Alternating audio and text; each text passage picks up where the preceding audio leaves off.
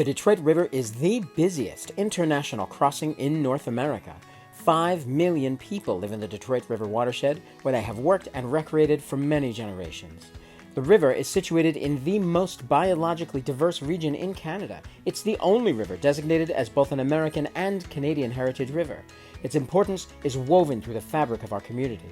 When the Windsor-Detroit area underwent rapid industrialization at the turn of the 20th century, the Detroit River became notoriously polluted. The 1970s and 1980s saw the development of a massive conservation effort aimed at cleaning up the Detroit River.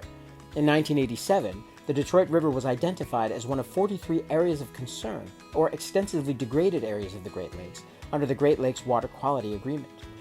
Since 1987, for nearly 35 years, the Detroit River Canadian Cleanup, or DRCC, has been working with partners to implement hundreds of projects to address the impairment of the river's beneficial uses and return the river to health.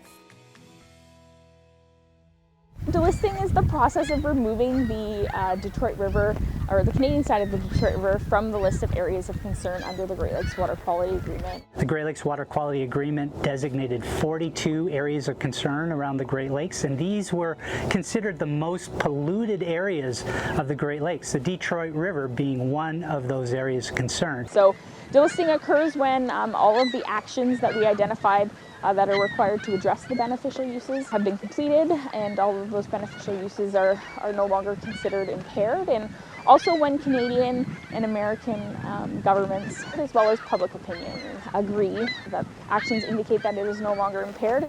This has been essentially a 30 to 40 year exercise in the Detroit River of performing restoration according to the Remedial Action Plan, and then double checking all of those beneficial uses that were formally designated as impaired and checking to see if they reverted their status.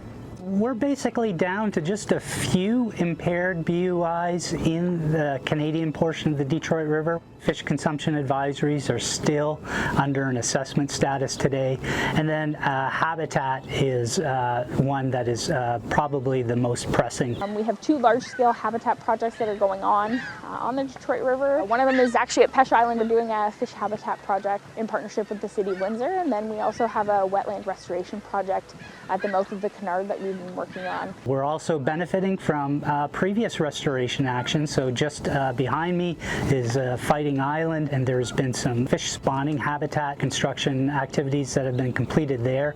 That's already showing success in recruiting species that we thought were lost from the Detroit River. So we're seeing, for example, whitefish spawning in those artificial reefs that have been created. So all of the area of concerns have a long-term monitoring program associated with them, because we want to make sure that the successes that we've achieved to date continue on into the future. But we have to wait until the U.S. side has completed its full set of restorations before we can delist the river as a whole. The Detroit River has made great progress over the past 30 years, and we're looking forward to doing more. The Detroit River has always been the lifeblood of the community of Windsor. We're at a stage now where we appreciate that this is a healthy system and not just a polluted river system. The goal of the Great Lakes Water Quality Agreement was to restore the Great Lakes and have it sustainably manage it so for future generations to come. So I think we're doing that now.